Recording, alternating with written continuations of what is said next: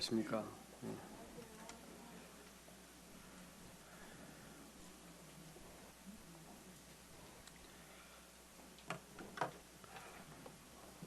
오늘 두 번째 시간이 되었습니다. 지난 시간에 이어서 오늘은 어떻게 하나님과 화해할 수 있는지에서 말씀을 드리고, 그 다음에 소위 구원 얻는 믿음이 무엇인가에 대해서 좀 함께 말씀해 드리길 원합니다. 잘 경청해 주시길 바랍니다. 여러분, 이제 말씀을 시작하기 전에 먼저 성경 한 절을 제가 읽어 드리겠습니다. 요한복음 3장 16절입니다. 다 아시는 이제 유명한 말씀이죠. 교회를 한번 다녀본 사람 같으면 누구나 알만한 말씀인데, 이 말씀의 뜻을 또 잘 아는 분이 또 많지 않더라고요. 그래서 제가 설명을 드리겠습니다. 제가 읽겠습니다. 하나님이 세상을 이처럼 사랑하사 독생자를 주셨으니 이는 그를 믿는 자마다 멸망하지 않고 영생을 얻게 하려 하심이라. 잘 아는 말씀이죠. 말씀을 한번 잘 주목해 보시기 바랍니다. 하나님이 세상을 이처럼 사랑했다라고 했습니다. 세상이라고 말하는 것은 이런 땅덩어리가 아니고, 여기서 말하는 세상은 사람을 말합니다. 여러분과 저를 얘기하는 거죠. 세상을 이처럼 사랑해서 독생자를 주셨습니다. 독생자를 주신 목적이 뭐냐면 사람을 구원하기 위해서 독생자를 주셨습니다. 여러분, 배가 아픈 사람들한테는 그 소화제를 주는 거고, 또 경제적으로 이렇게 파탄이 난 사람들은 회생을 시켜주는 것이 구원일 겁니다. 그런데 사람을 구원하기 위해서 하나님이 사용하시는 방법이 아들을 주신 거예요. 근데 아들이란 말이 독생자를 주셨다 했는데, 독생자라는 말이 아주 재미있는 말입니다. 이게 뭐냐면 특히 이제 영어에서 begotten son 이렇게 말하면, begotten son 이렇게 하면, 비겟이라는 단어는 어머니가 낳은 자식은 비겟이라는 말을 쓰지 않습니다. 아버지가 낳은 자식한테만 비겟이라는 말을 써요.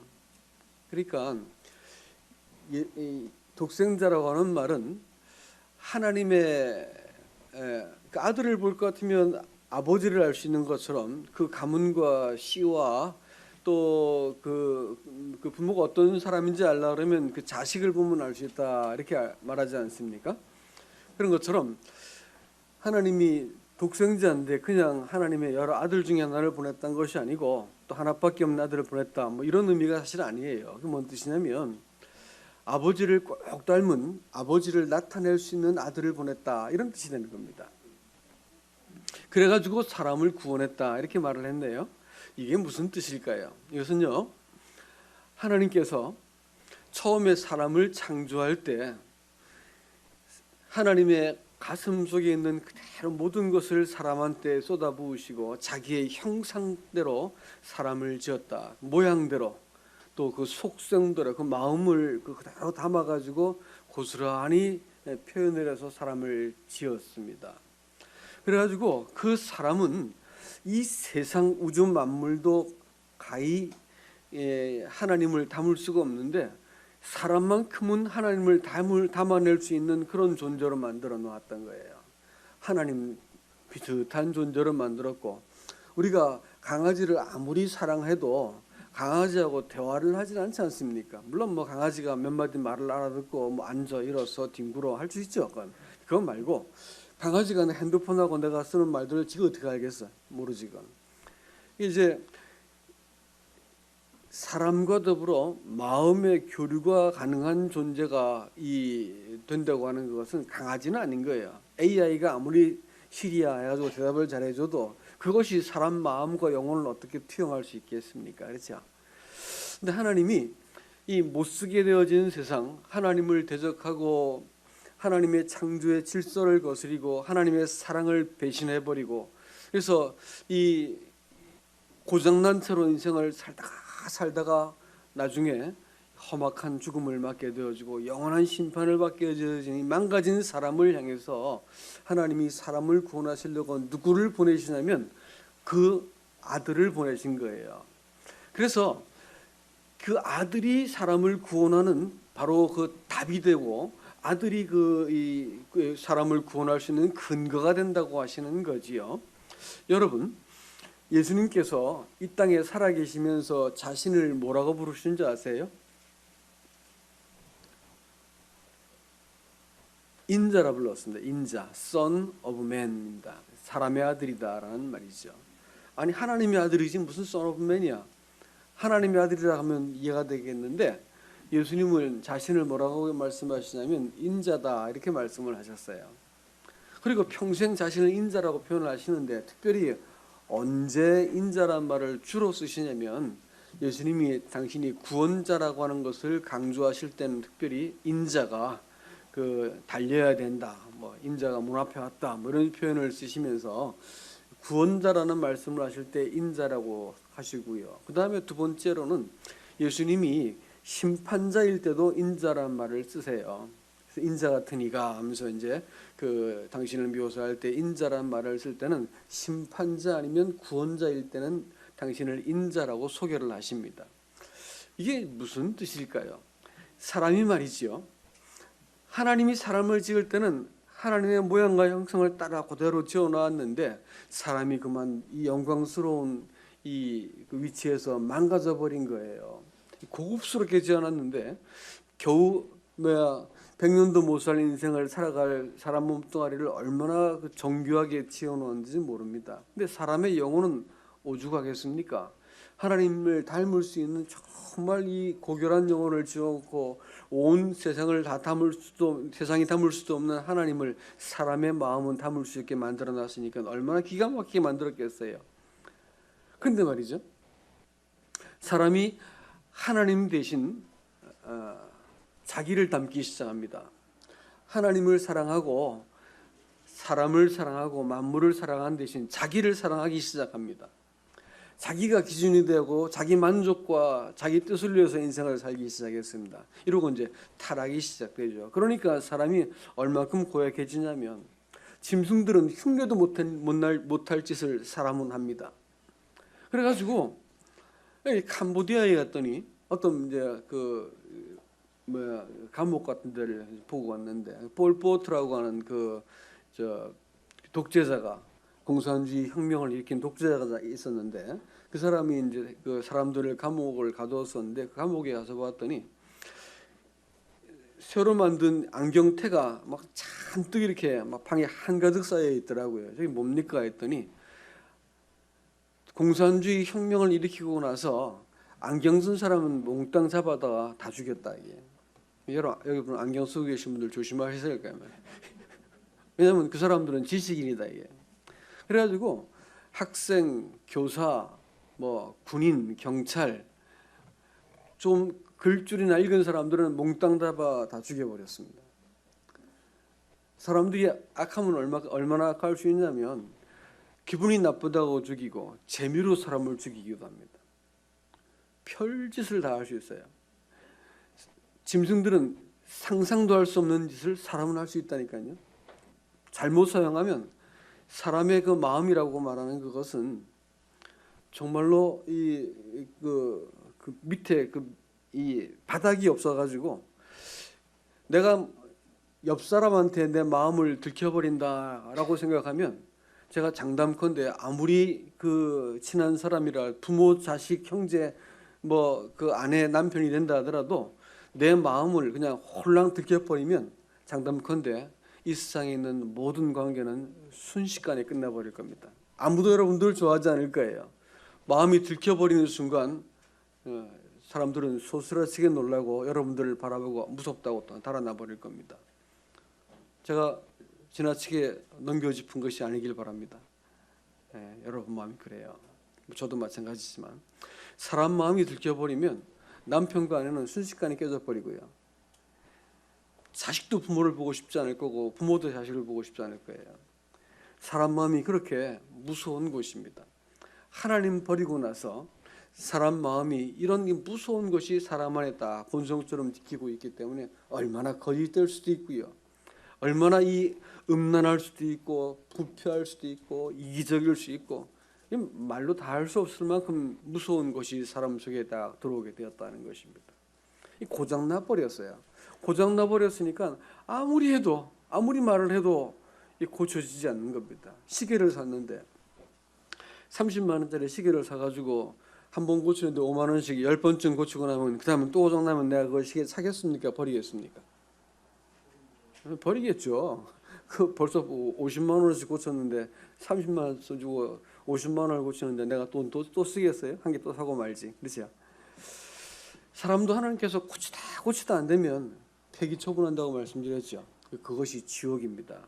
근데 그것은 여러분이 얼마나 죄를 많이 지었는지를 묻는 게 아니고 여러분 마음이 하나님께 돌아서는 일이 생기지 않을 것 같으면 절대로 지옥에서 나올 수가 없는 거예요. 지옥은 악한 범죄한 영들이 가는 곳이지 사람이 가는 곳이 아닙니다. 그러나 차라리 사람의 마음이 하나님 앞에 돌아선 적이 없으면 사단을 위해서 마귀를 위해서 준비한 그곳에 사람이 가게 된다라는 것입니다.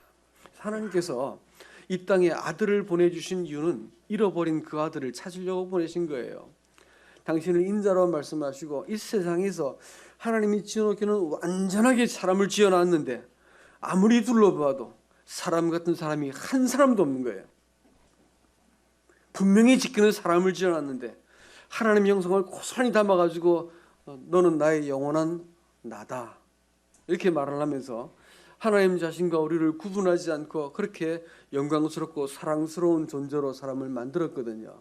그런데 사람다운 사람이 하나도 없고 눈을 씻고 돌아봐도 의로운 사람이 아무도 없는 거예요.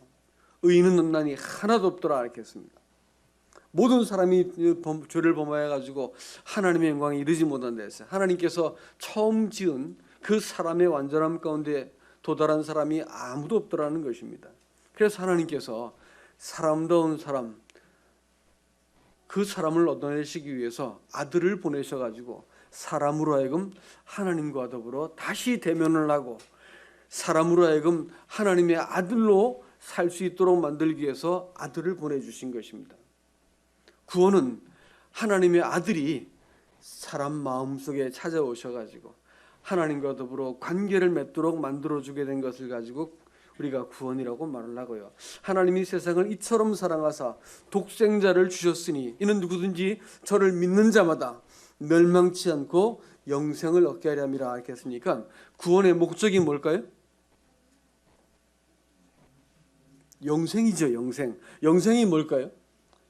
영원히 오래 사는 곳이라고 그러던데 영원히 오래 사는 곳은 한 곳 더 있습니다. 지옥도 그렇습니다. 지옥도 영원히 안 죽고요. 구더기도 안 죽는다 그랬어요. 지옥도 안 죽는 것입니다. 영생이라고 하는 것은 오래 사는 건 아니겠네요. 그렇죠? 사람이 지옥이 어디 있어? 죽음인 것이 노래를 불러드리는 사람도 제가 이제 제 직업상 장례식장을 자주 갑니다만 가서 보면 생전 예수 안 믿던 사람들이 와가지고 막 이렇게 눈물이 다 안 마른 상태로 와가지고 그래도 좋은 데 가셨겠죠 그러는 거예요. 평소에는 관심도 없던 사람들이 아무 생각도 없이 인생을 살고 자기 주먹만 믿고 살던 사람들이 죽고 난 다음에 좋은 데 가셨겠죠 이렇게 물어보더라고요. 그때 이제 비로소 정신이 돌아와서 관심을 갖는 거예요. 사람이 죽으면 끝이 아니라는 걸 잘 알고 있어요. 본성이 잘 알고 있습니다. 죽음을 왜 두려워하는지 아세요? 죽은 다음에 사람이 할 수 있는 게 아무것도 없어서 그래요. 제가 이렇게 한번 수술을 할 때가 있었는데 마취가 들어가기 전에 이제 정신이 멀쩡할 때 수술대에 누워가지고 간호사들이 이렇게 끌고 저렇게 끌고 가는데 누워서 있는데 이런 불빛이 위로 휙휙 지나가는 거예요. 근데 저는 꼼짝할 수 없이 누워가지고 이렇게 아무것도 할 수 없이 그 사람들 손에 이리 끌리고 저리 끌고 주사 맞고 마취당하고 그러는데 죽을 맛이더라고요. 수술하고 어쩌고 그건 그 다음 얘기고 제가 모르니까. 근데 그 과정 자체가 아주 끔찍하고 내가 아무것도 할 수 없는 상태에서 누군가의 손에서 막 이리저리 끌려다니니까 그게 못 견디겠더라고요. 여러분 지옥은 그런 것이에요. 사람이 아무것도 할 수 없는 것이 지옥이고요. 살아있을 동안에는 아직까지 기회가 있습니다. 내가 무엇인가 할 수 있어요. 하나님은요. 하나님이 독생자를 주신 그 목적은 딱 한 가지입니다. 그것은 영생을 얻게 하기 위해서예요.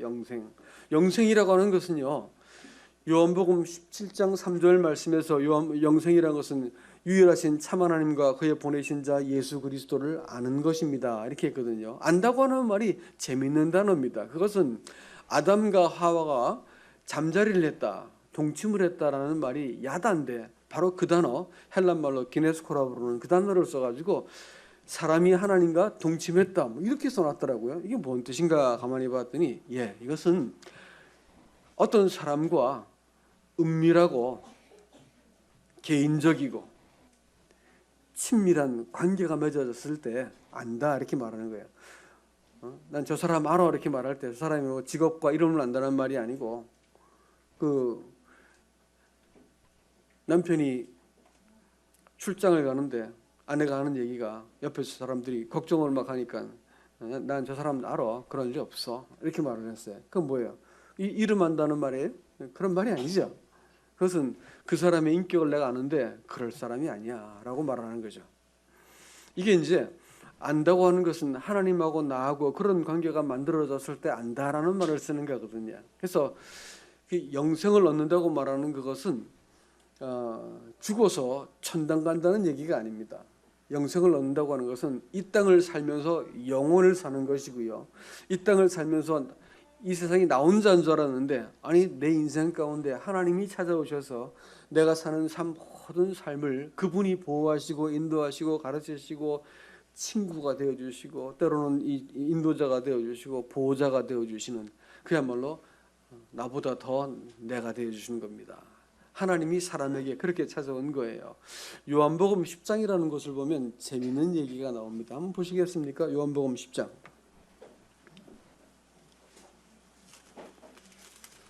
오늘은 성경을 좀 볼게요.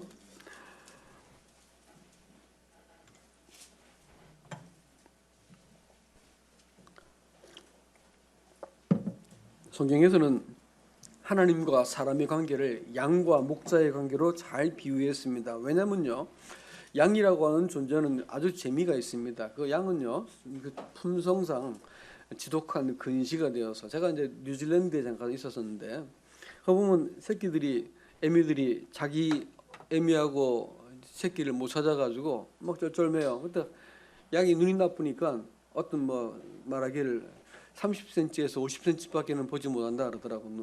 눈이 안 보여가지고 목자가 없으면 양들은 죽어요. 그 목자가 인도해 주기 때문에 풀밭에서 풀을 먹는 거거든요. 못 찾으니까 그냥 울기 시작합니다. 그러면 그 목소리를 듣고 찾아내는 거예요. 양들은 그렇습니다. 사람도 5분 후회를 모르기는 마찬가지지요. 5분 후회를 모르면서 노후 걱정을 하거든요. 이 사람이 참 기가 막히게 어리석은 존재입니다. 꼭 양 같아요. 그래서 양의 특징이, 여러분 양이 착할 것 같죠? 그건 사람들 순전히 생각입니다. 양이 무지하게 고집스러워요. 말 안 듣습니다. 그래가지고 뉴질랜드에서는 그 보디폴린가 보다폴린가 하는 그 시커먼 개가 있는데, 그 개가 막 협박을 하고 해서 양들을 막 몰아야 만드는 거예요. 그 정도로 양이 특징이 고집스럽습니다. 온순하긴 한데 고집스러워요. 사람하고 아주 비슷한 구석이 많습니다. 그런데 성경은 우리를 양이라고 표현을 하는데, 그 오늘 이 10장 1절 말씀은 이렇게 얘기합니다. 내가 진실로 진실로 너에게 이르노니 문을 통하여 양의 우리에 들어가지 않고 다른 데로 넘어가는 자는 절도며 강도요 문으로 들어가는 네가 양의 목자라, 이렇게 했어요. 제가 이 얘기를 하기 위해서 배경을 좀 설명을 해드리면, 이스라엘 나라에는 목자가 양들을 데리고 이렇게 산으로 올라가서 풀을 뜯게 하고 저녁이 되면 양들을 데리고 내려옵니다. 그러면 마을에 공동 그 우리가 있어요. 그 우리 속에다 양들을 이렇게 다 집어넣거든요. 그리고 그 목자 한 사람이 순번제로 양 우리를 이렇게 막고 거기서 잠을 자요. 그러면 양들이 넘어가려면 목자를 통해서만 넘어가게 돼 있거든요. 아침이 되면 그 목자들이 자기 양을 찾으러 옵니다. 근데 따로따로 찾아낼 필요가 없어요. 아무개야 가자 그러면 기가 막히게 그 목자 음성을 듣고 주르륵 따라 나와가지고 그 목자 따라갑니다. 양들은 시력은 나빠도 청각은 끝내주게 좋습니다. 그래서 목소리를 딱 알아듣고 아무리 비슷한 옷을 입고 비슷하게 해도 자기 목자 음성을 딱 알아듣는다라는 겁니다. 그래서 그렇게 이제 양과 목자가 관계를 맺고 있는데, 근데 재밌는 건 말이죠. 그 양의 우리를 문으로 들어가는 자들은 그 목자들이고요. 문 말고 다른 데로 넘어 들어가면 뭐냐면 절도며 강도라고 했습니다. 훔치는 자를 절도라 그러고, 강도는 뭐 이렇게 해를 끼쳐서라도 완력으로라도 뺏어오는 걸 강도라 하지 않습니까? 근데 이것은 사실 사람들의 양의 우리라고 하는 것은 사람의 마음을 상징하거든요. 사람 마음의 인격적인 동의를 통해서 들어오시는 분은 예수님을 말하고, 다른 데로 넘어 들어와 가지고 훅 하고 마음에 들어와서 의심하는 마음이나 뭐 미운 마음이나 음란한 마음이나 탐심이나 이렇게 한번 들어오기 시작하면 이 걷잡을 수가 없는 거예요. 아주 나를 그냥 황폐하게 만들어서 패되기 싫을 때까지 내 마음을 떠나지도 않고 나를 이렇게 못쓰게 만들어 버립니다. 그래서 의처증 혹은 의부증 그거 있으니까 그건 결국 못 살더라고요. 결국 못 살고 헤어지고 뭐 이렇게 죽이고 죽고 막 이러더라고요. 무엇인가 이렇게 다른 생각이 쓱 들어와서 내 마음에 더 나인 것처럼 이렇게 나를 이렇게 휘몰아가고 하는 것이 있다고요. 생각이라고 하는 것은 그렇게 바깥에서 들어와서 나인 척하면서 나를 이렇게 끌고 가는 존재가 있다라는 것입니다. 그리고 또 하나는 8절 말씀 보시면 또 재미있는 말씀인데, 10장 8절 말씀 보면 나보다 먼저 온 자는 7절부터 그러므로 예수께서 다시 이르시되 내가 진실로 진실로 너에게 말하노니 나는 양의 문이라. 나보다 먼저 온 자는 다 절도요 강도니 양들이 듣지 아니하였느니라. 내가 문이니 누구든지 나로 말미암아 들어가면 구원을 받고 또 들어가며 나오며 꼴을 얻으리라 이렇게 했는데, 도둑이 온 것은 도둑질하고 죽이고 멸망시키려는 것뿐이요 내가 온 것은 양으로 생명을 얻게 하고 또 풍성히 얻게 하려는 것이다 이렇게 말씀하셨습니다. 여러분, 사람의 그 마음에 예수님보다 먼저 와서 이 주인 노릇하는 게 있어요. 근데 이것도 주님은 뭐라고 말씀하시냐면 절도요 강도라고 얘기했습니다. 이 사람 마음속에 슬그머니 예수님보다 먼저 와가지고 야 이렇게 안 하면 너 손해야, 너 이렇게 안 하면 쪼다대는 거야, 한 쥐어박어 질러 들이받아 이러면서 이제 우리 마음속에서 이렇게 이야기하고 본전 생각나게 만들고 이 염치 없는 욕망을 내가 그 욕망대로 살도록 충동질하고 하는 내적인 존재가 있다고 하는 거예요. 예수 우리 목자가 아니고 우리 영혼을 망하게 만들고, 결국 이 음성에 귀를 기울이면 사람이 결국은 망하고 파멸되는 것입니다. 근데 예수님께서는 목자시란 말이에요. 목자가 오신 것은 양으로 생명을 얻게 하고 더 풍성히 얻게 하려고 사람 마음속에 찾아오십니다. 그래서 하나님이 독생자를 이렇게 주신 그것은 사람으로 하여금 하나님의 아들 되게 하기 위함인 것이고, 하나님이 독생자를 주신 것은 영생, 곧 하나님과 사람이 사귐을 갖게 하기 위해서 그렇게 하신 거예요. 구원의 목적이 뭘까요? 영생입니다. 영생이 뭐라고요? 하나님과의 사귐입니다. 자, 제가 뭐 대부분 교회 생활을 하셨다라고 말씀드리니까 이 용어를 좀 정리하고 시작할게요. 구원받았다, 거듭났다, 영생을 얻었다, 뭐 이런 죄사함 받았다, 이런 얘기들을 많이 이제 통용을 하는데 이게 다 의미가 조금씩 틀린데 이거 의미를 잘 모르시더라고요. 그걸 좀 정리해 볼게요. 제일 먼저 이 죄사함을 받는다라고 말하는 것은 무슨 뜻이냐면요. 성경에서 죄사함이라는 것은 영어 성경어는 어떻게 되냐면 forgiveness of sins 이렇게 되어 있습니다. sins라고 하는 것하고 sin이 다른 얘기라고 했습니다. sin은 아까 말씀드린 대로 무서운 것이 사람의 본성 안에 있다 하고 자리 잡고 있는 거고요. 아무한테서 들키면 안 되는 나 혼자만 알고 있는 사람 안에 있는 본성을 말합니다. 이것이 내 안에서 절도며 강도같이 떡하고 버티고 있고 결국은 사람을 망하게 만들고, 이 네 명의 음성을 내가 자꾸 귀를 기울이면 사람이 나중에 영원히 심판을 받게 되지요. 제가 아까도 그런 얘기 했는데 저희 이제 그 의사들이 그 주변에 있어가지고 교회에도 하는 얘기가, 사람들이 의식불명이 됐다가 사람들이 깨면 거의 한 70-80% 되는 사람들이 이상하게 똑같은 말을 한다는 거예요. 깨자마자 딱 하는 말이 뭐라고 뭘 얘기하냐면, 깨자마자 사람들이 얼마나 혼자가 되어가지고 외로웠겠어요. 예?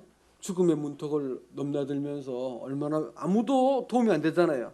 내가 갖고 있는 뭐 돈이라든지 또 가족이라든지 뭐 그 어떤 것도 내가 죽음의 문턱을 이렇게 넘나들 때는 나한테 아무 도움이 안 돼요. 아무것도 내가 의지할 데가 없는 거예요. 그러니까 이제 사람들이 딱 잠깐 동안 깼을 때 하는 말이, 입에 탁 뱉어내는 말이 손이랍니다. 손. 나 손 좀 잡아주라는 거예요. 혼자가 너무 무섭고 이 우주를 나 혼자가 되어가지고 떠돌아다니고 있는 자신을 바라보는 게 기가 막힌 거예요. 죽음의 문턱 앞에서 아무도 나를 붙들어주고 동행할 사람이 없는 걸 보고 기가 막힌 것이었습니다. 그러니까 깨자마자 손이라는 거예요. 손. 엄마 나 여기 있어. 손 잡아주고 한다 이제. 그러면 이제 비로소 안심을 하고. 여러분, 죽음은 혼자 가야 돼요. 아무도 동행할 수 없어요.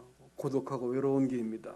또 내가 지금까지 살아온 그것을 가지고 고스란히 두려우신 하나님의 심판 앞에서 아무것도 내가 할 수 없이 그저 하나님의 처분만 기다리는 존재가 되기 때문에, 그래서 죽음이 무서운 거예요. 여러분, 죄사함이라고 하는 말은요, 죄들의 사함입니다. 하나님이 사람이 죄들을 지어가지고 하나님 아들로서의 이 지위를 회복하지 못하고 하나님과 관계 맺지 못한 채 살다가 죽으면 심판받기 때문에 하나님이 무조건 사람을 이렇게 하나님과 화해를 시키기 위해서 죄들을 씻겨 놓으신 겁니다. 예전에 지금은 그런 거 별로 안 하죠. 비료 뿌리니까. 옛날에는 시골에 가면 이 인분을 이렇게 구덩이를 파놓고 모았어요. 그래가지고 그 인분을 이렇게 봄 되면 뿌려가지고 땅을 이렇게 비옥하게 만들지요. 근데 이것이 이제 시간이 지나면 덮개가 쌓여가지고 이게 땅인지 그건지 잘 모르는 애들은 뛰어댕기고 놀다가 금방 쑥 빠지기도 합니다. 그러면 막 이렇게 빠져서 막 똥 범벅이 돼가지고 막 엄마하고 울고 뛰어나오지 않습니까? 그러면 이제 엄마가 보고 있다가 아이고 내 새끼하고 집으로 데리고 들어가겠습니까? 오늘부터 넌 내 새끼가 아니라겠다. 내쫓아 버리겠습니까? 그러지 않겠죠. 그 자식을 먼저 씻게 하지 않겠습니까? 깨끗하게 씻겨가지고 그 몸에서 냄새가 안 나가고 씻겨가지고 그리고 집으로 들어보내겠죠. 마찬가지입니다. 하나님 떠난 인생은 두 번 볼 것도 없습니다. 제가 예전에 고등학교 근무할 때 학교가 좀 큰 학교였습니다. 그래서 이제 인천시에서 방송통신고등학교를 운영했어요. 제가 거기 교사였습니다. 거기도 이제 누구든지 자원하는 사람들은 할 수 있습니다. 이래가지고 교사 중에서 이제 특별 수당을 받으면서 그걸 하는 사람을 모으는데 제가 자원을 했죠. 왜냐하면 그것이 뭐냐면 소년교도소 가서 수업을 해주는 거였어요. 관심이 많아가지고 제가 자원을 해서 갔습니다. 아닌 게 아니라 교도소를 처음 가봤어요. 갔더니 처음 들어가서 신원 확인 다 하고 나서 제가 철장을 열고 들어가는데 뒤에서 철커덩하고 문을 잠가 버리더라고요. 그러니까 이래서 모골이 송연하다는 말이 느껴지지만 막 소름이 쫙 끼치더라고요. 다시 못 나올 줄 몰라가지고 또 그 다음 갔더니 또 문을 열고 또 철커덩 7개를 들어갔어요. 그리고 이제 수업하러 방에 쓱 들어가는데 아마 거기 뭐 살인범도 있고 뭐 별짓 다 놈들이 다 모여가지고 한 50명 앉아 있는데 거기를 그놈들이 하고 치받고 덤벼들면 어떻게 해요? 뭐 꼼짝없이 죽는 거지요. 그렇죠? 그러니까 이제 들어간데 제가 수업하러 들어가서 겁을 안 내는데 겁이 나더라고. 수업 들어가는데. 그래서 문을 열고 들어가는데 심호흡을 크게 하고 싹 들어갔어요. 들어갔더니 세상에 이뻐도 그렇게 이쁜 놈들이 머리를 싹 밀고 앉아 있는데 이런 것들이 어떻게 그런 죄를 지었을까 싶으면 생긴 것도 이쁘게 생겼어. 이런 애들이 한 50명이 앉아 있는 거예요. 그 당시 제가 근무하던 학교는 서울대도 굉장히 많이 갔었어요. 명문고등학교였습니다. 근데 머리들이 굵고 나니까 아주 여러분들이 사악해요. 수업할 때도 아주 사악하고 뭐 이렇게 거짓말도 쉽게 하고 아주 고약한 놈들이었었는데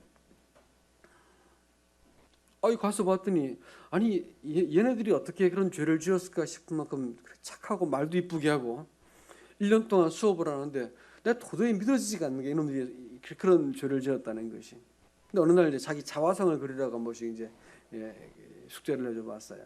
근데 자화상은 아주 험악하게 제가 생각했던 그런 얼굴을 그려내더라고요. 자기가 생각 안 나는 그런 걸 알겠지. 나중에 이제 아이들하고 면담을 이렇게 하면서 제가 알게 된 것이 이놈들이 특별히 나쁜 놈들이 아니고 절제력이 부족한 거예요. 환경이 더 고약한 거예요. 나가기 전에 나가면 너 뭐 하고 싶니 했더니 제일 무서운 게 나가면 제가 이전에 했던 짓 다시 할까 봐 그게 제일 무섭습니다. 이렇게 얘기하는 거예요. 절제력이 부족한 것밖에는 그 고등학생 아이들하고 차이가 없었어요. 환경이 좀 불안하다는 것밖에는 차이가 없었습니다. 그러니까 객관적으로 1년이 지나서 두 아이들을 비교해 봤을 때 저한테 와서 제가 내린 결론이 뭐냐면 저놈들은 들킨 죄인들이고 그저 학교에 앉아 있는 놈들은 안 들킨 죄인 차이밖에 없더라고. 죄가 안 들켰기 때문에 감옥에 안 간 거고 이놈들은 들킨 놈들이고 그 차이더라고. 세상이 결국은 사람의 마음 속에 있는 그 하나님의 사랑을 저버릴 수 있는 그 모진 마음, 하나님의 질서를 거스릴 수 있는 이 교만한 사람의 본성이 낙하고 처음 죄 지을 때 생겼거든요. 그래서 하나님의 아들의 본성이 아들의 얼굴이 아니고 이거 뭐 짐승보다 훨씬 더 짐승이 아무리 약한들 암놈이 암놈끼리 순놈이 순놈끼리 이상한 짓 해요. 그런 일 없습니다. 사자가 아무리 근사한 그 먹이가 지나가도 딱 먹이를 먹고 나면 해치질 않습니다. 사람은 기분 나쁘다고 고등학생 애들이 서로 싸우다가 이렇게 자기 째려봤다고 이렇게 병을 깨뜨려서 찌르기도 하고 이래가지고 죽이기도 하고 이러더라고요.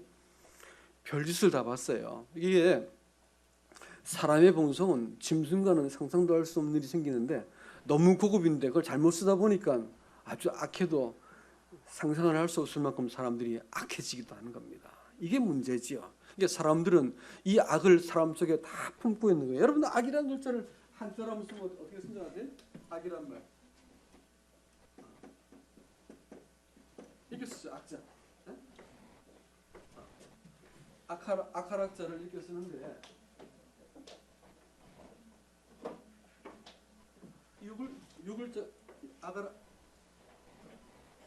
이 글자가 왜 중요하냐면 요 글자를 요거를 버금 아자라고 부르거든요. 버금 아자.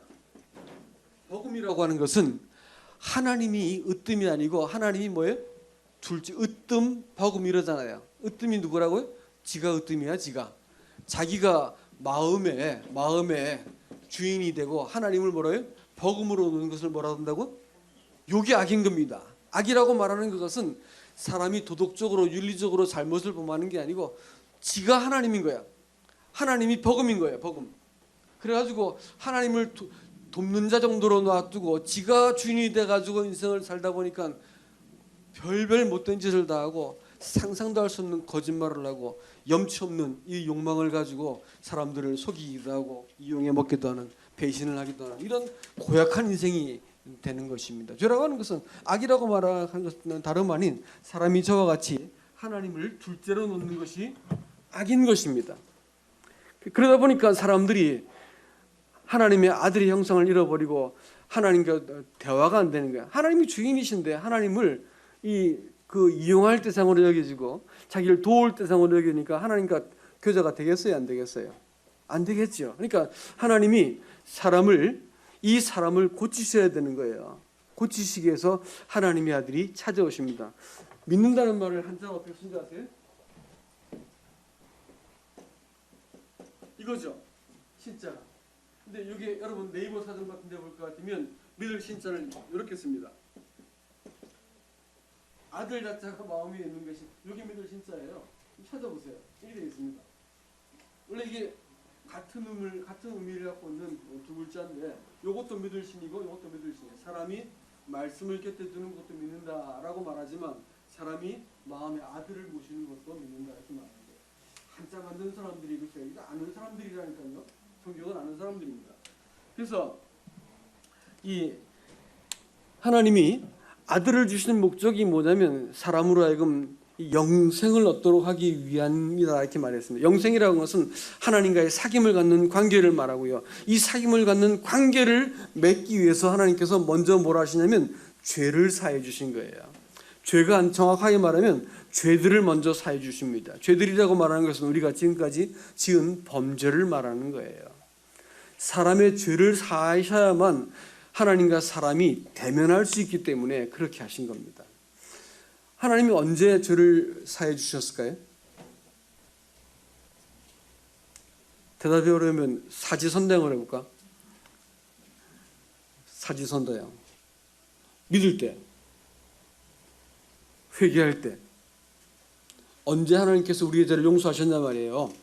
1번 믿을 때, 2번 회개할 때, 3번 이 예수님께서 부활하셨을 때, 4번 내가 태어나기도 전에, 2000년 전에. 언제 용서하신 것 같아요?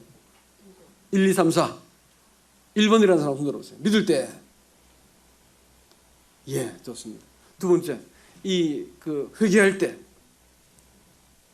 회개할 때 없어요? 한 사람 나왔어요. 회개할 때. 3번은 왠지 아닌 것 같고 4번. 2000년 전에, 내가 태어나기 전에 2000년 전에 나를 용서하신 것 같다. 안 된 사람은 뭐예요? 왜? 여러분, 하나님이 이 얘기부터 합시다. 용서는 혼자 하는 걸까요? 둘이 하는 걸까요? 예? 용서는 혼자 하는 거예요. 아세요? 부모가 자식을 용서하는데 네 하는 싹수 보고 내 용서하겠다, 용서 안 하겠다는 겁니다. 또 서로 화해하러 만났는데 나도 잘못한 게 있지만 너 잘못했잖아 이렇게 하고 싸우기 시작하면 그 용서하겠다는 뜻이 아니에요. 용서는 어떻게 해요? 혼자 하는 겁니다. 혼자 내 마음속에서 용서 안 하니까 사는 게 너무 꿉꿉하고 재미가 없고 슬퍼, 불편하고 그러니까 에이 그럼 잊어버리자, 마음에 툭 털어버리는 거예요. 그러니까 용서는 혼자 하는 겁니다. 하나님이 사람을 용서하실 때 사람이 하는 싹수 보고 용서하실까요? 아니면 먼저 용서해 놨을까요? 탕자가 아버지의 집을 떠났어요. 떠나가지고 못된 짓 시큰하다가 다 잃어버렸거든. 그러고 나서 이렇게 사는 것은 우리 아버지 집에 종놈들보다 못하게 산다 생각이 들어지니까 너무 슬퍼서 내가 돌아가서 아버지한테 가서 내가 아들로 말고 종으로 받아주십시오 이렇게 하려고 이제 집으로 돌아가는 일이 누가 보면 15장에 나타납니다. 가는데 가가지고 말을 잘해야지. 이제 내 아들이 아닙니다. 아버지 저를 이제 종으로 받아주십시오 이렇게 얘기하면 불쌍히 해주시겠지. 이래가지고 이제 가는 거예요. 근데 아버지가 멀리서 보니까 상거지가 오는데 보니까 자기 아들인 거예요. 알아봤습니다. 버선발로 뛰어나가지고 아들을 끌어안고 내 아들이 죽었다가 다시 왔다. 그래가지고 옷을 입히고 반지를 끼고, 반지 끼운다는 것은 상속자라는 말이에요. 옛날에 반지는 도장이거든요. 도장. 이렇게 계약을 할 때 반지를 만들었겠든 반지를 끼웠다고 말하는 것은 아들로 상속자로 자격을 회복했다는 말이거든요. 자, 근데 말이죠. 말을 다시 해볼까요? 아버지가 아들을 언제 용서했을까요? 돌아왔을 때 용서했을까요? 용서해놓고 기다렸을까요? 용서해놓고 기다렸지. 단 하루도 아버지 눈에는 자식이 아닌 적이 없었던 거예요. 못된 짓 하고 떠났지만 그 자식이 용서되지 않은 적이 없는 상태였다는 것입니다. 하나님이 사람을 용서하시는 그것은요, 창세전에 미리 작정하신 것을 우리가 아직 죄인 되었을 때 그리스도께서 죽으심으로 하나님께서 우리에 대한 자기의 사랑을 확증하셨느니라 이렇게 말씀했거든요. 우리가 아직 하나님과 원수되었을 때 기약대로 그리스도께서 죽으심으로 우리를 용서하셨다는 말이 로마서 5장 6절에 나옵니다. 하나님과 원수되었을 때도 하나님께서 그렇게 하시고요. 우리가 아직 여전히 죄를 짓고 있는 사람일 때 하나님께서 우리를 불쌍히 여기시고 하나님 편에서 이미 죄를 사해 놓으신 것이다 이렇게 말을 하고 있습니다. 2000년 전에 예수님께서 십자가에 죽으셨어요. 십자가에 죽으실 때 죽으신 예수님은 그 사람의 죄를 위해서 죽으실 때 이렇게 죽습니다. 여러분, 이 구약 시대 때는 사람들이 죄를 씻기 위해서 성경에서 말하는 그 죄 씻는 방법이 있어요. 그것은 사람이 죄를 지으면 누구한테 죄를 짓는 걸까요? 사실은 하나님께 짓는 거예요. 어떤 사람이 친구 집에 갔더니 친구 집 얘기를 하는데 야 이게 1억짜리 삐아제 시계하고 보여주는 거예요. 그야말로 시계가 보석이 잔뜩 붙어있고 근사해 보입니다. 근데 얘기하다가 시계를 이렇게 두고 가버려요. 그러니까 얘가 이렇게 시계를 이렇게 해가지고 나왔어요. 그래가지고 집에 갑니다. 가는데 한참 가는데 경찰차가 씩 하고 지나가는데 그 집으로 가는 거예요. 신고한 거죠. 그러니까 놀래가지고 다시 막 뛰어가가지고 가니까 막 경찰 앞에 서가지고 막 얘기를 하는데 막 너 못 봤냐 막 이러면서 이제 보자마자 얘기했겠죠. 그러니까 에이 장난친 거야 이러고 이제 시계를 꺼내놨어요. 그랬더니 그 친구가 화를 펄컥 내면서 뺨을 탁 때립니다. 되게 나쁜 자식 그랬어요. 그럼 끝난 걸까요? 여러분 보시기 어떻게 끝난 것 같아 안 끝난 것 같아? 친구끼리는 그러면 돼요. 근데 그보다 상위법이 있잖아요. 사회법이 있거든요. 사회법에는 뭐예요? 이건 절도 미수가 되는 겁니다. 그렇죠? 넘어갈 수가 없어요. 절도 미수로 다루어져야 될 문제입니다. 그런데 말이죠. 상위법으로 가면 갈수록 법은 정교하고 또 심판도 명확합니다. 이 사람이 사회법을 어기기 전에 먼저 법을 어긴 게 있어요. 뭘 어겼을까요? 마음속에서 이러면 안 돼라고 하는 생각을 했을까 안 했을까? 했겠죠.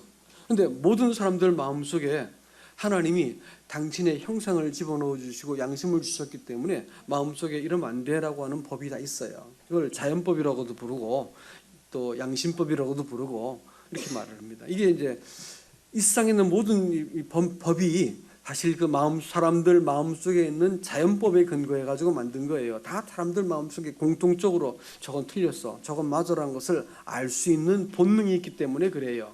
그러니까 사람들이 죄를 지을 때 사실은 어떤 법을 먼저 깨뜨려야 되냐면 하나님의 법을 먼저 깨뜨려야 되는 거예요. 하나님의 형상으로 지은 사람이 해서는 안 되는 짓을 하기 때문에 먼저 누구 법을 어긴 거예요?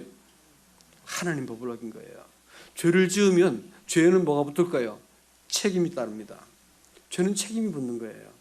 그래서 죄는 반드시 그 책임을 져야 되고 값을 갚아야만, 대가를 지불해야만 그 죄로부터 벗어나는 거예요. 감옥에 가가지고 내가 죄값을 지불하고 풀려나는 거 아니겠습니까? 그렇죠? 그러니까 죄는 정확하게 말하면 이 하나님께 죄를 짓는 것이고 이 죄에 대한 대가를 지불해야만 벗어나는 것이라고요. 그래서 하나님은 사람들로 하여금 이 죄의 대가를 죄의 값을, 죄의 어떤 이 값을 갚기 위해서 하나님은 이 정확하게 이 죄를 지을 때마다 사람이 정당한 죄값을 지불해 가지고 그 죄를 덮을 수 있게 만들어 놓으셨습니다. 근데 어떻게 하냐면 양들을 데려가 가지고 그 양을 이렇게 죄인이 자기가 기르던 양을 데려가 가지고 내가 이만저만한 죄를 지었습니다라고 말을 하고 손을 이렇게 양의 그 뿔 사이를 꽉 누르면서 기도를 하는 거예요. 그래서 내가 이만저만한 죄를 지었는데 이 양한테 이렇게 옮겨 놓습니다. 전가합니다 하면서 기도를 하고 나서 그리고 지가 칼 가지고 양을 죽여버리는 거예요. 누가 죽은 거예요? 죄를 지은 죄인의 그 죄를 몽땅 다 양한테 옮겨놓고 양을 죽였기 때문에 죄값이 지불된 거예요. 그러면 제사장은 그 양을 가져가 깨끗이 씻겨가지고 다 토막을 쳐가지고 다시 원래 모습대로 그대로 쌓은 다음에 불태워버립니다. 그리고 나서 돌아서 가지고 네 죄가 사함받았다, 용서받았다 이렇게 얘기하는 거예요. 이게 이제 구약에서 말하는 죄 용서를 받는 방법이었습니다. 그런데 그 죄는 바로 지은 그 죄만 해결이 되는 거예요. 그래서 죄를 지을 때마다 계속해서 그 제물을 바쳐야 되는 거고 그 죄는 그 히브리 말로 카파르라 부르는데 그 뜻이 뭐냐면 덮는다라는 뜻입니다. 무엇을 이렇게 덮는 거예요. 죄가 있는데 죄를 없애는 게 아니고 죄를 덮어가지고 집행만 유예시키는 거예요. 심판을 미루는 것이죠. 그러니까 구약 시대 때 사람들은 심판을 해야 되는데 하나님께서 심판을 유보할 수 있도록 죄를 카파로 덮었다는 거예요. 덮어가지고 하나님께서 심판의 때를 미루고 계셨어요. 하나님께서 공정하게 심판을 하지 않으시면 구원자로서 자격이 없는데 하나님께서 계속 이 죄를 심판하기를 미뤘다고요. 언제까지 미뤘을까요? 사람들의 죄를 완전하게 옮겨놓고 심판할 대상이 올 때까지입니다. 그래서 하나님께서 모든 사실 이 짐승이 사람이 죄를 지으면 사람이 죽어야 될까요? 짐승이 죽어야 될까요? 사람이 죽어야죠. 죄값이 모자라잖아요. 사람이 죄를 지었으면 사람이 죽어야 되는데 짐승을 죽였거든요. 그러니까 이것은 임시방편이고 덮는 거단 말이에요. 그래서 하나님께서 이 심판을 미루시다가 하나님이 심판을 마침내 심판을 하셔야만 될 때가 오신 겁니다. 그런데 말이죠. 그렇게 하기 위해서 누군가 죄를 한 번도 안 지은 순결한 사람이 필요했습니다. 그리고 모든 사람을 위해서 죽어주기 위해서는 창조자의 생명값이 되어야만 모든 사람의 생명값과 유사할 만큼 될 것 같으니까 하나님으로서 죄가 하나도 없는 분이 계셔야 되는 거예요. 그래서 하나님이 사람의 육신을 입고 이 땅에 오신 겁니다. 그래서 33년을 사시면서 죄가 없으신 것을 증명을 하셨어요. 그리고 나를 위해서 대신 죽어줄 만큼 나를 사랑하셔야 됩니다. 이런 분이 필요했었는데 지금부터 2000년 전에 예수 그리스도께서 이 땅에 오셨습니다. 하나님의 아들께서 오셔가지고 십자가에 죽으심으로써 이 죄값을 다 지불하시고 마지막 죽으실 때 내가 드디어 다 갚았다 해서 테텔레스타이라고 말씀하셨는데 죄값을 다 갚아주신 거예요. 그래서 두 번 나한테 심판을 하지 않고 하나님이 사람의 모든 죄를 이 하나님의 어린 양이신 예수 그리스도 위에 다 올려놓고 그 심판을 해버린 겁니다. 그러니까 예수님께서 심판을 받으실 때 사실 누가 심판받은 거예요? 모든 사람이 이 땅에 지구상에 존재하고 해야 될 사람들 모든 사람의 죄를 하나님이 심판을 예수님 위에다 해버린 겁니다. 그래서 사람을 두 번 심판하지 않게 되어진 것을 가지고 이걸 구속이라 부르는 거예요. 자, 이것은 우리가 알고 있는 얘기 아닌가? 사실은 알고 있는 얘기죠. 하나님께서 왜 사람들의 죄를 사하셔야 되는 거냐? 왜 죄들을 사하셔야 되는 거예요? 좀 그렇게 죄들을 사하셔야 되는 이유가 있을 거 아니에요. 우리를 사랑하셔서 그런 거라고요? 아니에요. 그런 문제는 좀 더 근원적인 문제지만 사실은 하나님께서 죄들을 사하신 목적이 있는 겁니다. 그것은요, 하나님의 아들 되게 하기 위해서예요. 하나님과 사람이 비로소 대면하고 비로소 고장난 사람이 하나님의 이 질서와 사랑과 다스림 속에 사람이 회복되도록 하기 위해서 일단 씻겨야 할 거 아니에요. 안 씻기면 대면을 못 하는데 거룩하신 하나님 앞에 사람들이 섰다 가는 즉사하는데 어떻게 해요? 하나님께서 먼저 사람의 죄를 묻지 않고 사람에게 찾아오셔가지고 사람의 죄를 씻긴 것입니다. 여러분,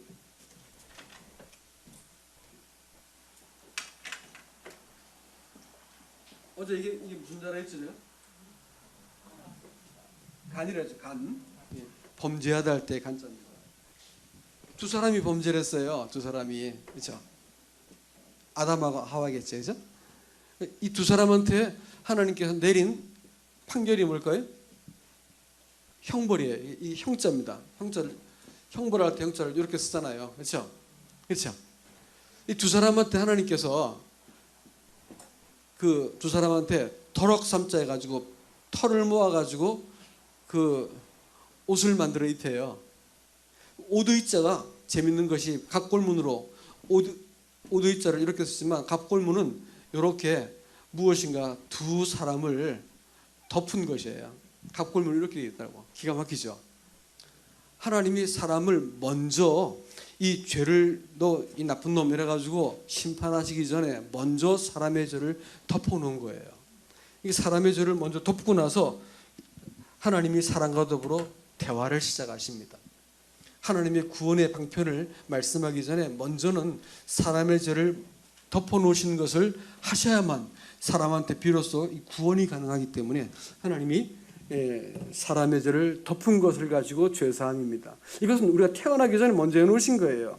여러분이 믿어서 된 것도 아니고 회개해서 한 것도 아니고 하나님께서 사람의 죄를 씻어놓으신 것은 사람의 의지와 무관하게 해놓으신 겁니다. 내 죄를 씻어놓은 게 아니고 온 세상의 죄를 씻어놓았다고 성경은 요한일서 2장 2절 말씀에서 제가 읽어드릴까요? 요한일서 2장 2절 말씀에 이렇게 되어 있습니다.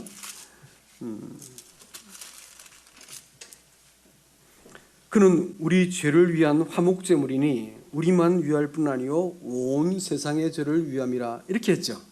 네? 우리의 죄만 위함이 아니고 온 세상의 죄를 위한 화목제물이라 했으니까 여러분이 믿든지 안 믿든지 여러분의 죄값은 이미 지불되었을까 안 지불되었을까요?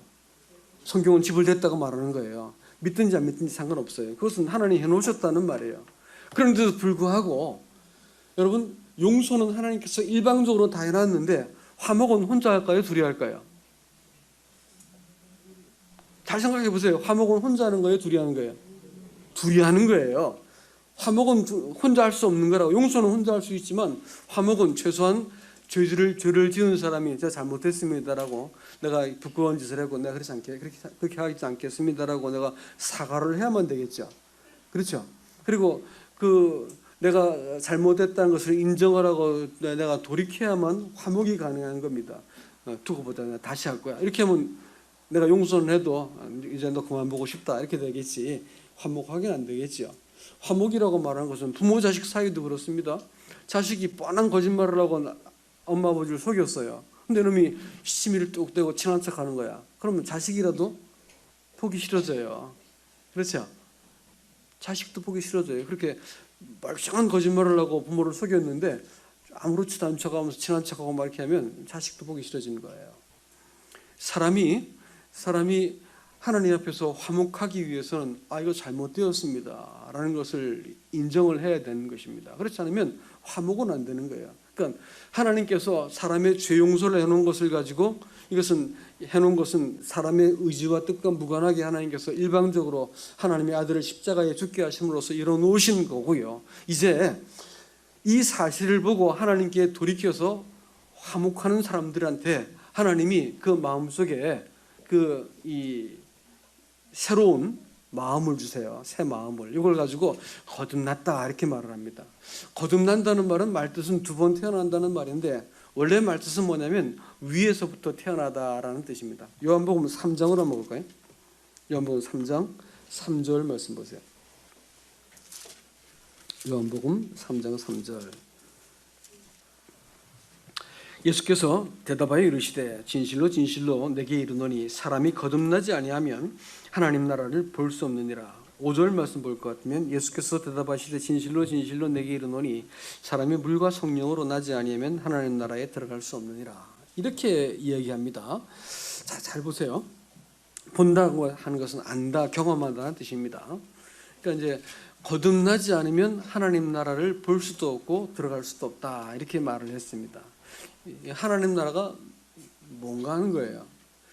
하나님 나라가 죽어서 가는 것이냐? 하나님 나라가 뭘까요? 하나님 나라가 천당일까요?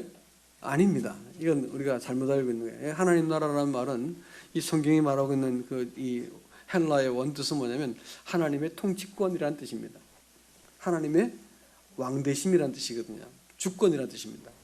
그러니까 거듭난 사람들은 거듭난 그때부터 어떻게 하냐면 하나님이 그 사람에게 찾아오셔서 사람과 함께 이 동거하시고 동행하시고 사람의 인생을 인도하시고 가르치시고 고치고 또 위로하시고 회복하시는 이 동행이 시작된 걸 가지고 거듭났다라고 말하는 것이고, 거듭난 사람이 사는 삶을 뭐라 한다고요? 그걸 영생이라고 부르는 거예요. 그러니까 영생이라는 말은 하나님과 사람이 사귐을 갖는 거고, 영생을 얻기 위해서는 거듭나야 되겠죠. 거듭난다고 하는 것은 물과 성령으로 거듭나는 거예요. 물이라고 말하는 것은 뭐냐면 이 노아 홍수 때 하나님께서 세상을 뭘로 심판하셨죠? 물로 심판하셨어요. 하나님의 심판을 의미합니다. 하나님의 심판을 통해 가지고 하나님께서 이 사람의 죄를 정당하게 취급을 하시는 거예요. 이 노아 홍수 때 온 세상을 심판했는데 8사람만 구원을 받습니다. 심판받은 가운데서 심판을 면한 8명만 건져내시는 거죠. 하나님께서 지금도 마찬가지예요. 사람들을, 온 세상을 하나님께서 심판하시는데 그 심판받은 가운데서 어떤 사람들은 건짐을 받는 겁니다. 누굴까요? 죄 사함을 받는 사람들이죠. 죄 사함을 받아가지고 하나님과 화목하는 사람들은 하나님께서 심판 가운데서 건지는 거예요. 하나님께서 정당하게 아들을 심판하고 정당하게 죄값을 다 지불하고 나서 사람들을 죄 없다라고 말씀하실 때 사람이 예라고 대답하는 사람들이 있단 말이에요. 그 사람들을 가지고 하나님이 죄 없다라고 말씀을 해주시는 겁니다. 이 세상 사람들은 다 죄인들이지만, 그러나 자기가 죄 있는 것을 깨닫고 하나님께서 사람을 위해서 죄값을 지불한 것을 알고 나니까 내가 심판받지 않아도 되는 거구나 라는 것을 알게 된 사람들을 말합니다. 죄가 씻겨진 사람들이에요. 사람이 죄를 스스로 씻을 수 있을까요? 죄를 하나님께 지었기 때문에 하나님이 용서하지 않으면 내가 1000만 번 회개하고 용서를 빌어도 안 돼요. 하나님이 용서하셔야 되는 거예요. 근데 하나님께서 아들의 그 희생을 통해 가지고 사람들의 죄를 용서하셨어요.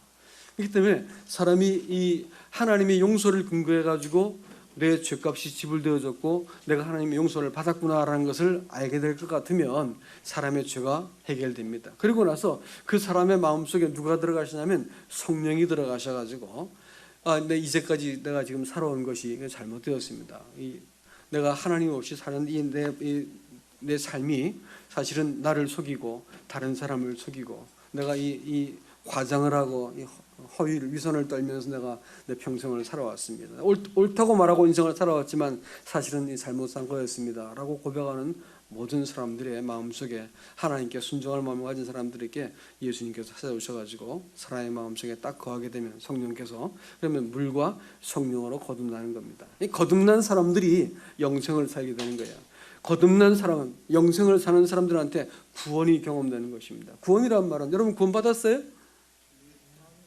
아니요? 예? 네. 구원받는다는 말은 조심스럽게 써야 됩니다. 왜냐하면 구원이라고 하는 것은 성경에서 과거형 완료된 시제로 사용된 것은 사실 얼마 안 돼요. 한 15%도 안 된다릅니다. 구원받았어 이렇게 말하는 것은 무슨 뜻이냐면 예수님께서 나 대신 심판을 받았기 때문에 예전에 어떤 젊은이가 미국에 가서 한 200년 전 얘기네요.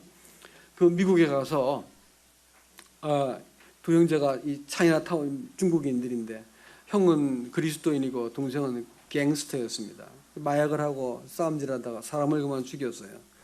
도망가다가 할 데 없어서 형네 집에 뛰쳐 들어갔습니다. 형 나 좀 살려주시오. 들어갔는데 이제 보니까 피 묻은 옷 보니까 이 밖에서 경찰을 쫓아오는 걸 보니까 안 되겠다 싶었던지 얼른 옷을 벗겨버립니다. 그리고 그 옷을 지가 얼른 주워 입어요. 그리고 문을 박차고 들어오는 경찰들이 막 엎드려 총을 쏠라 그러는데 대답을 묵비권을 행사하면서 끌려갑니다. 그리고 그 당시만 해도 3심제가 아니고 1심제였어요. 그래가지고 사람이 그 형이 동생 대신에 죽습니다. 감옥에서 편지를 보냅니다. 지금부터 너는 네 옷을 내가 입고 죽었으니까 너는 내 이름으로 살아다오. 이러면서 죽었어요. 동생이 너무 양심에 가책해 받아가지고 경찰서를 찾아갑니다. 가가지고 내가 범인이요 하고 보여주는 거예요. 지문을 찍어보니까 그놈이거든요.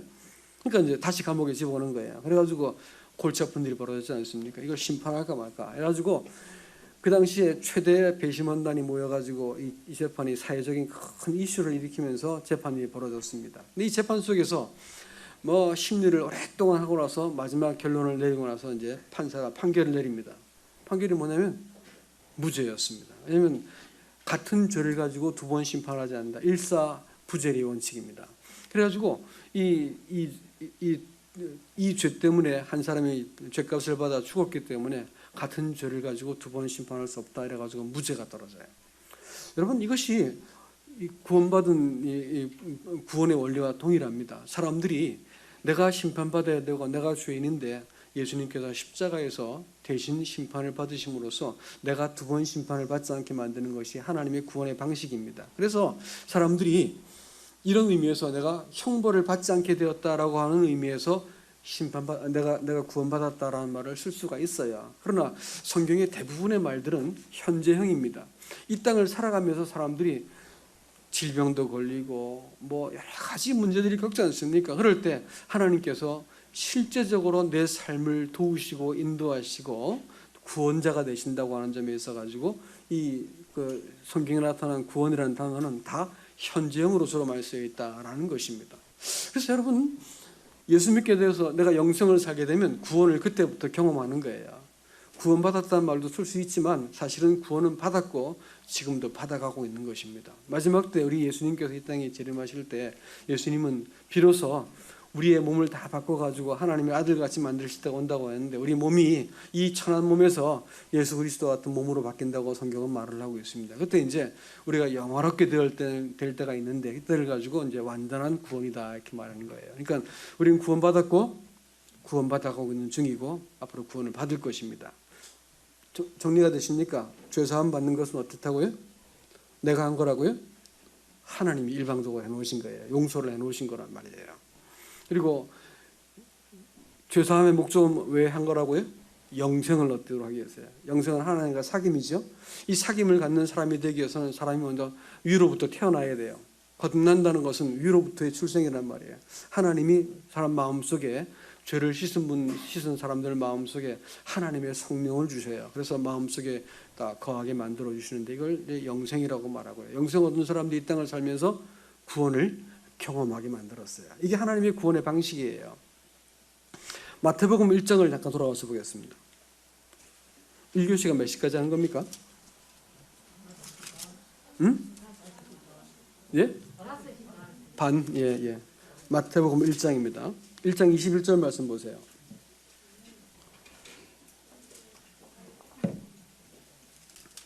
제가 읽어드릴게요. 마리아에게 주의 천사가 나타나서 한 말입니다.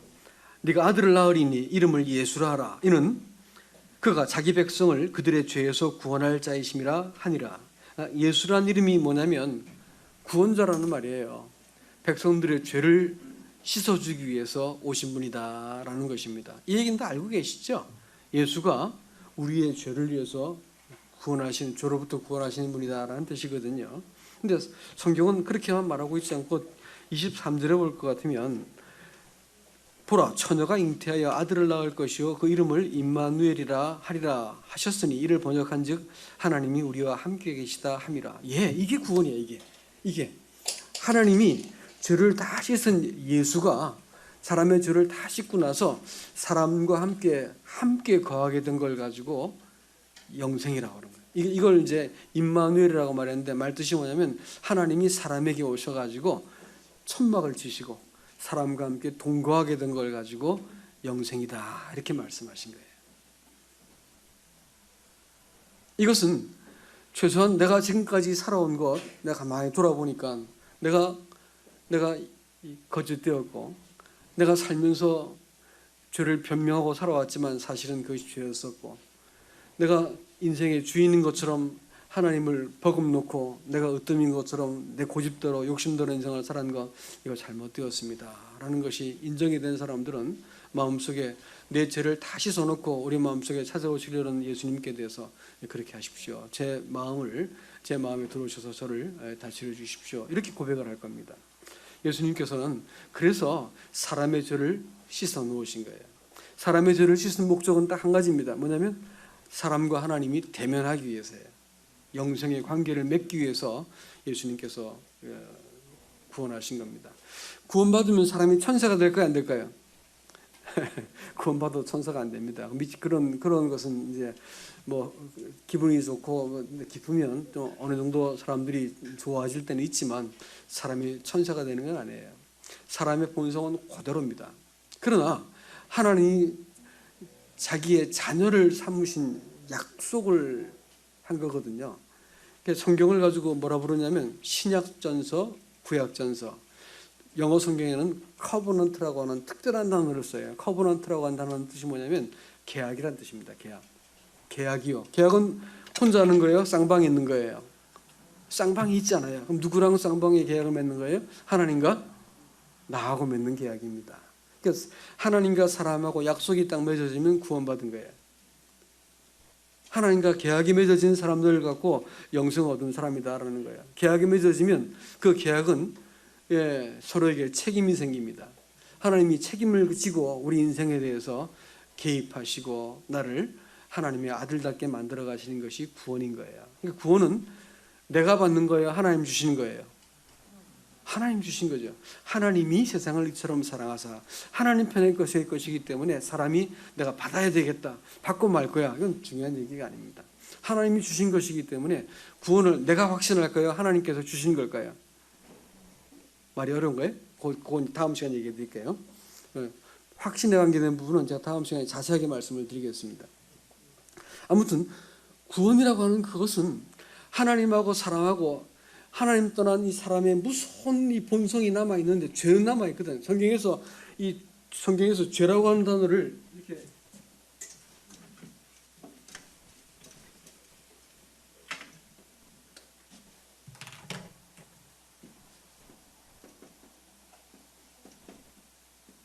다른 단어입니다.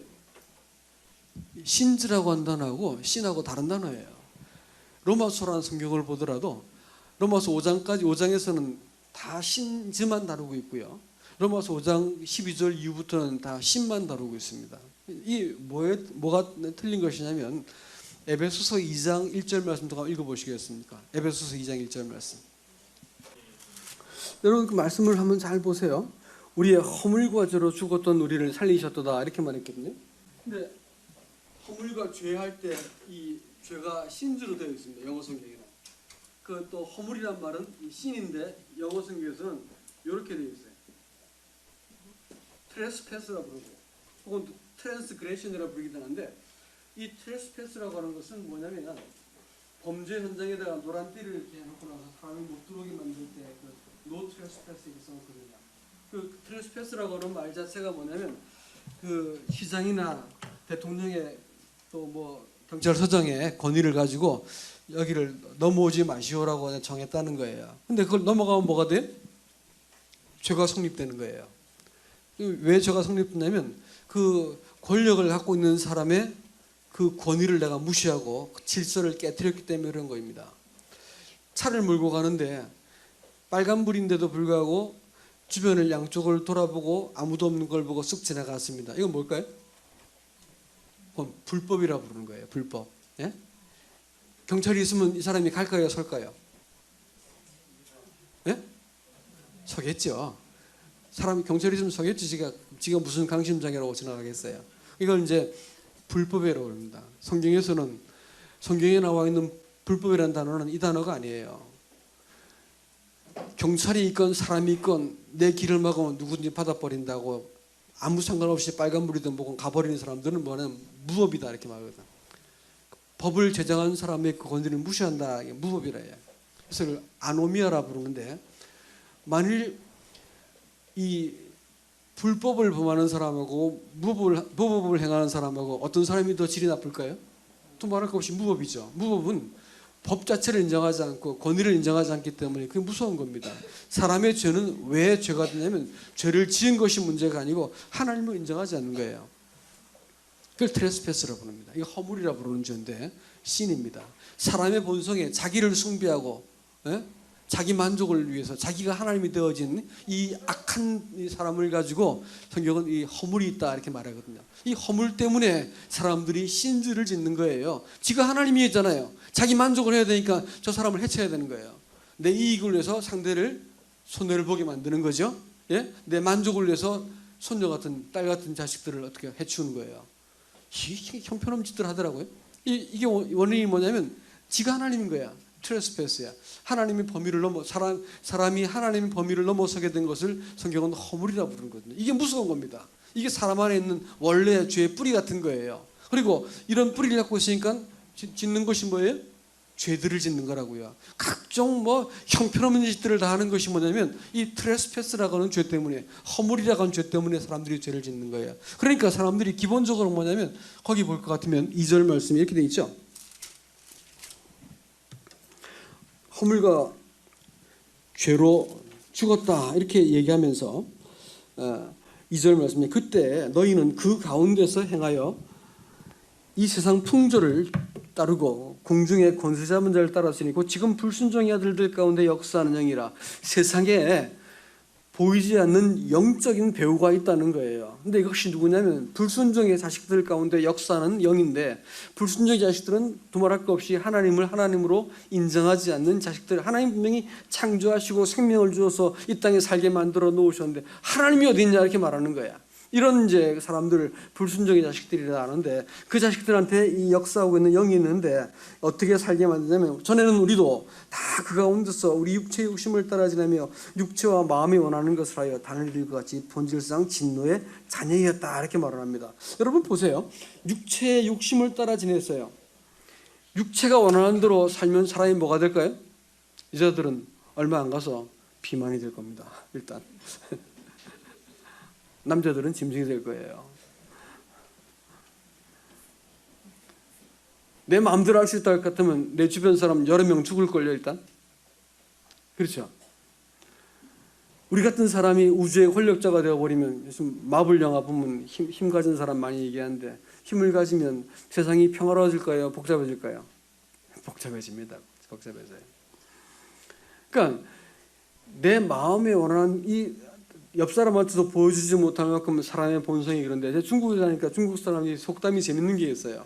사람이 배고프면 도둑질할 마음이 생기고 배부르면 음란한 마음이 생긴다, 이렇게 말을 하더라고. 솔직한 말입니다. 아주. 사람의 본성은요, 교화되는 게 아니에요. 에덴 동산같이 가장 완전한 곳에서 사람들은 그런 죄를 짓거든요. 환경이 좋아진다고 사람이 행복해지거나 선해진다는 건 거짓말입니다. 그럴 리 없습니다.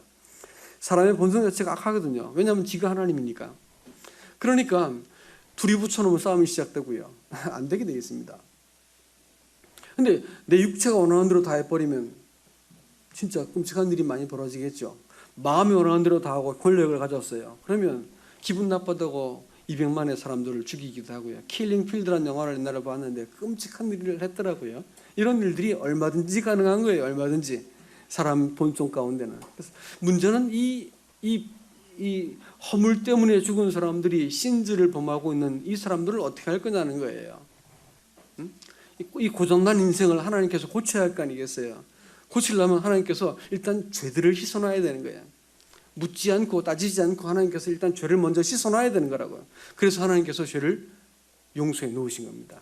이 괘씸하고 형편없는 사람들의 죄를 다 용서하시고 하나님이 그 죄를 다 본인 아들한테 가져가셔가지고 심판을 먼저 받아 놓으신 거예요. 그래서 여러분한테는 죄는 하나님께서 묻지 않으세요. 근데 말이죠, 감옥에 말이지, 감옥에 어떤 사람이 무기징역을 받고 감형을 받아가지고 30년형을 감형받아가지고 30년 만기 복역을 하고 드디어 추록을 하게 되었습니다.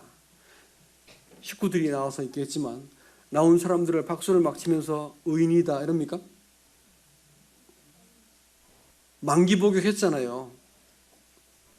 죄값을 다 지불했잖아요. 그럼 이 사람이 그 죄에서 사면을 받았겠죠. 그럼 이 사람이 의인일까요? 아니죠. 그렇게 될 것 같지는 않죠. 죄 사함 받은 거지 의인은 아니잖아요. 그렇죠? 이거 구분 잘 하셔야 돼요. 죄 사함 받은 거지 의인은 아니라고요. 죄 사함 받고 나서 사회에서 참된 삶을 살거라고 내보내준 거잖아요. 그럼 그 삶을 살도록 하시기 위해서 하나님이 사람을 구원하셔야 되는 겁니다. 그래서 사람 속에 찾아오셔가지고 사람과 함께 살면서 사람을 하나님의 아들처럼 하나님과 상대해서 교제할 만한 영생을 관계를 맺을 사람처럼 우리를 만들어가기 위해서 찾아오시는 겁니다. 하나님의 구원이라고 말하는 것은 내가 너 용서했으니까 잘 살아봐. 여러분, 그것이 복음일까요? 부담스러운 얘기일까요? 다시는 가서 죄를 짓지 말아라, 이 말이, 내가 너 용서할 테니까 다시는 가서 죄를 짓지 말아라, 이 말이 복음일까요? 부담스러운 말일까요? 잘 아시네. 부담스럽죠. 왜냐하면 난 내일부터 가서 또 죄 지을 건데, 내가 죄 안 짓고 싶어도 죄를 짓던데 용서한다는 말이 나 부담스러워요. 또 용서를 내가 확신한다 하더라도 내가 가서 내가 또 죄 지을 텐데 난 그 말 별로 이렇게 반갑지 않습니다, 이렇게 말하더라고요. 맞는 말이에요. 그런데 말이죠, 하나님이 사람을 용서하실 때 하나님은 영원하신 분이잖아요. 우리의 과거, 현재, 미래를 다 아시는 분이잖아요.